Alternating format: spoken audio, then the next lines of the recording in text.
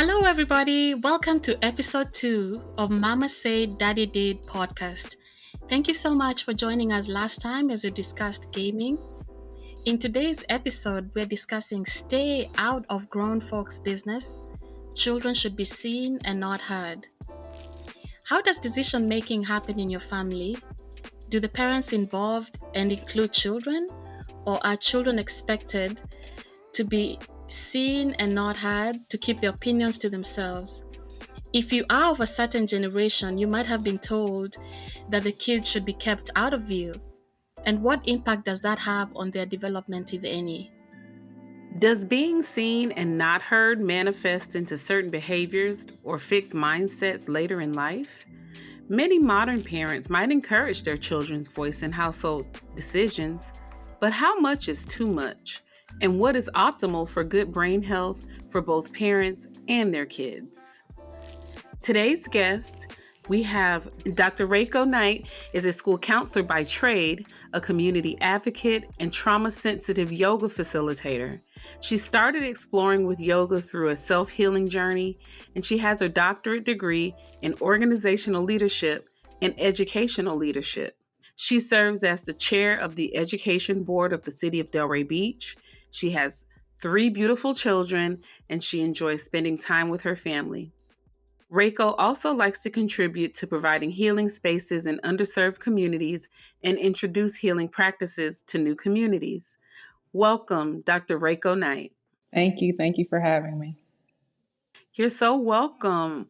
Well, Raiko, we're just going to jump right in, and I'm curious, how was your upbringing? Were you told to be seen and not heard as a child, or were you given freedom of expression? There wasn't much freedom there. I would say that definitely seen and not heard. That was just standard procedure. Yeah. How did that impact you? Do you have any particular childhood experiences that stand out, or maybe want to share a little bit about your family dynamic? Well, my family dynamic was interesting. My parents weren't together for long. My mother raised me basically as a single mother. And so I knew, from the circumstances that we came from, that she was doing the best that she could to make it happen. So I was in a position not to stress her out. You know what I mean? Like, she literally worked 3 jobs. And so I spent a lot of time with my grandparents. My grandmother raised me. So whereas my mother may have even been a little bit more, in a sense, willing to listen to opinions of what I may or may not want it, Granny wasn't having it. So it was, this is what it is. This is what we eating tonight. You don't want it. You're not eating. Period. So there was not a lot of choice at all. So, you with Granny, you're going to church on Sunday. You will do your homework before you go outside. You will be in the house before the street light comes on. So there was definitely standard procedures. And as far as when grown folks' business was occurring, you were not in the room. You were outside. You were in another space. So we're still talking about holiday dinners where there's a grown folks table and a kids table. Yeah. Definitely some varying generational dynamics there. Some of that sounds very culturally familiar. So thank you for sharing that. I want to introduce our youth guest also. Welcome, Ms. Viviane Dimanche. She is a EJS Project alumni. And I'm really excited to have Vivian because she is such a dynamic young lady. She's only 17 years old, but she's already a junior in college. Vivian was born in New Mexico and moved to Florida in 2015. And she's the youngest of 5 kids. She's of Haitian descent. And as I mentioned, she's a recent high school graduate. And as of Tuesday, December 19th, she graduated from Palm Beach State College with an associate degree. So congratulations to Vivian on that.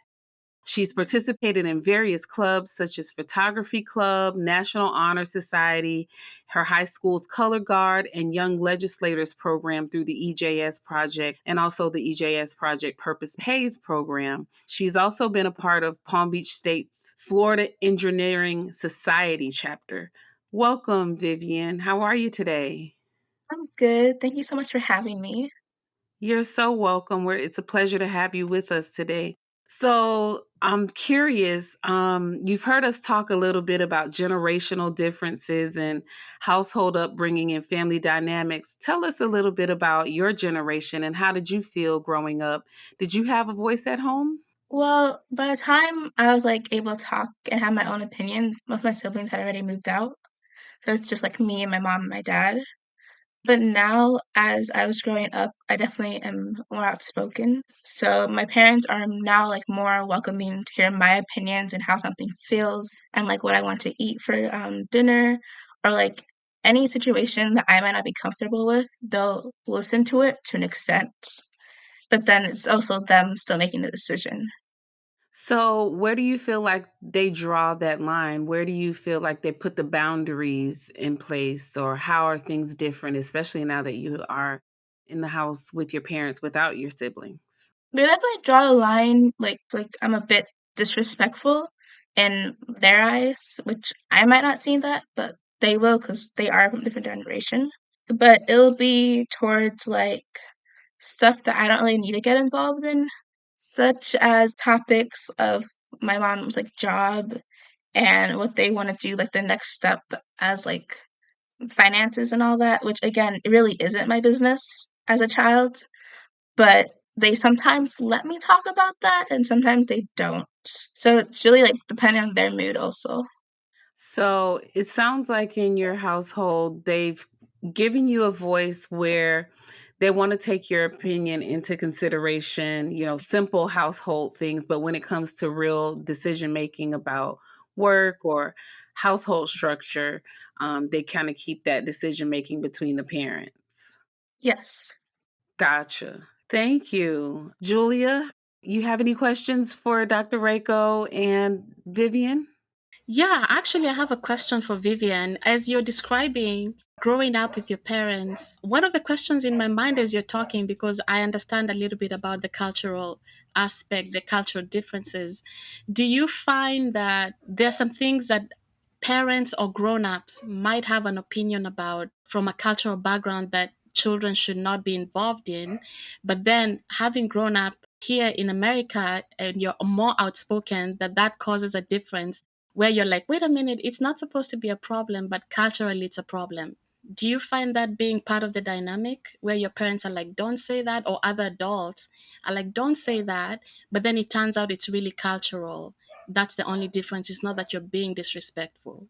Yes. So my mom is a first generation American, so she was born here, and my dad moved to the US around, like, 18, 17. So he's still very cultural, not like he's not Americanized. So he still has those Haitian cultural background where there are some things like he just won't permit. Unlike my mom, who's like, it's fine. I don't really see a problem with it. My dad's like, no, it's not fine. Put his foot down and all that.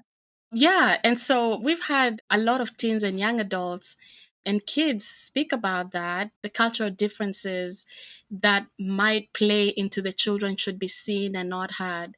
So necessarily it's not that it's disrespect or the parents don't care. It might just be that cultural piece. So thank you for sharing about that. Because I was wondering about that when I had you share with Miss Kenya. Thank you so much. So Dr. Raiko, as you I was connecting what Vivian was saying with what you said earlier, and I was wondering, growing up in that dynamic of knowing culturally about children being should be seen a lot more than heard, how did that impact you going into the work that you do working with students?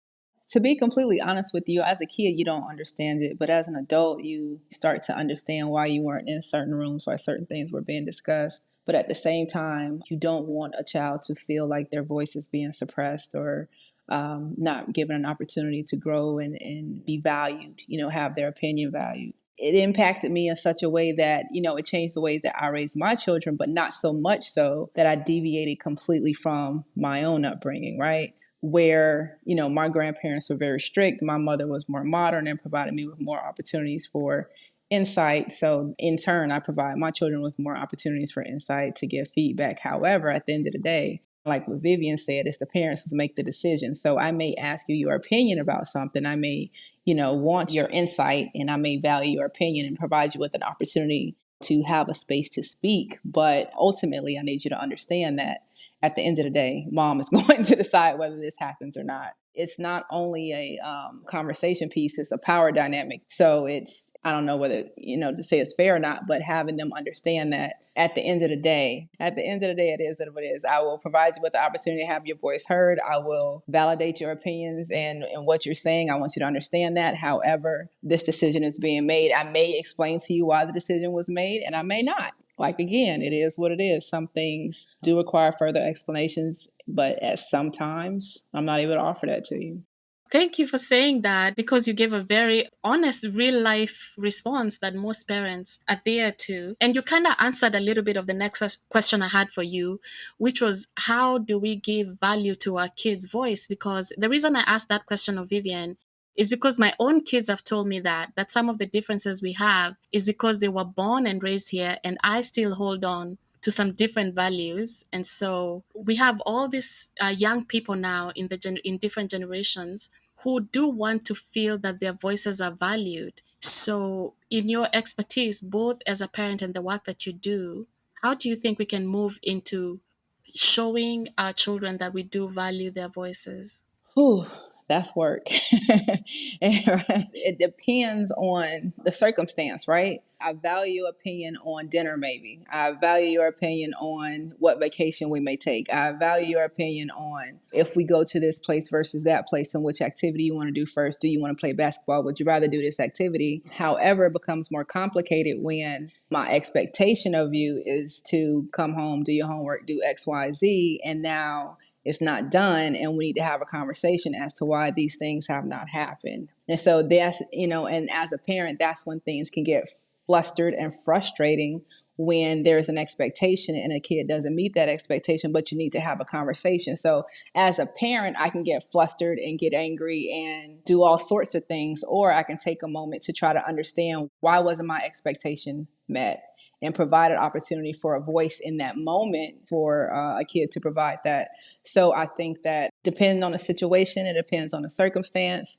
I think that whether it's as a parent, as an adult in a young person's life, we create that opportunity for them to provide a voice in little things as they grow up. Like I said, whether it's a dinner choice, whether it's here, whether it's there, so that they understand that, I'm listening to you, I'm here for you, I want to validate you. However, there are certain circumstances and times when I'm not going to be able to offer you that. That space will not be available because certain decisions have to be made. Okay, so for instance, a parent needs to move, right? Okay, so we're moving to a new city, got a new job, got a new whatever. Your oldest child wants to stay at the high school that they're at. The middle one wants, so everybody has a different opinion. So as a parent, you take the opportunity to listen to what everybody says. You take an opportunity to validate how they feel and why they feel and how they come to that. But at the end of the day, you have to make a choice, right? And having them understand that I do value you, I validate you, I hear you. However, at the end of the day, as a parent, I have to make a choice. You may not agree with the choice that I made. However, that's why I'm the parent, So that's how that lies. And I would just say professionally, it's the same thing. That's the same thing I would tell my parents. It's all about opportunity, and when and where can we provide them the space and the opportunity to have their voices heard, versus when them understanding that as a parent, I needed to make a decision and you need to respect it. Wow, thank you so much. Vivian, I'm going to come back to you briefly because I want to hear from you. What are some of the things that you love about your parents um, that might have influenced where you are right now, with the fact that you're a junior in college and just who you are right now? What are some of the things that you valued and love about your parents that you'd like to share with everybody? My mom, she works at the post office right now, and my dad is on disability because of kidney failure, so he's currently waiting for a transplant. So with that dynamic, it was a lot of trying to figure out when they were available for I can, like, go out and hang out with friends. So most of the time I was home alone or, like, just with my dad. But after COVID, I think my parents saw how I was shifting and how I was growing as a person, and instead of, like, staying in their own little world, they kinda grew with me too. So after COVID ended, well, after like subsided a bit, I was able to go and join a whole bunch of clubs and be more friendly and more impactful in what I would deem like my community or like just in my personal growth. My parents, like they'll like just let me go, but like they do expect me like to check in because they do get angry when they're like, you didn't call us at all today. And I'm like, I'm sorry, I forgot. I thought I texted you. But like they let me go. So my mom and I, we drive down to West Palm in the morning at like around 9 a.m. for her job. And then I usually go to school or I go to the gym. And then after that, I'm kind of like waiting for her to finish. And then I'll go like hang out with my brother or my grandma or my other friends. But they trust me enough to let me go and be my own person. And they trust me enough where I can just inform them that I'm going to go do this. And they're like, okay, just be safe. And I still ask them for permission because I'll ask them like, oh, can I go hang out with my friends? Because like cause my friends want to have a dinner at 7 p.m. and I'm just like, it's kind of late. So like I asked my mom if it's okay. And or if they like want to hang out at the movies and I have to like drive over there and back, I'll ask my parents because it's not during that time frame where I'm still down there with my mom. Wow, thank you so much for sharing that. Hearing from you and Dr. Raiko has been really, really helpful in hearing the dynamics of having your voice heard, not just seeing a child, but also hearing the voice and what impact it has on them. Thank you so much, Dr. Raiko Knight, for being with us today. Thank you so much, Miss Vivian, for being with us today at the podcast. An ounce of prevention is worth a pound of cure. Mama said, Mommy did. Children should be seen and heard. So, thank you everybody for tuning in today. Please tune into our next episode where we'll be discussing the impact of music on the brain with our guests Julia, Sanna, and Jordan Sanna. Thank you, everybody. Thank you for having us. Thank you.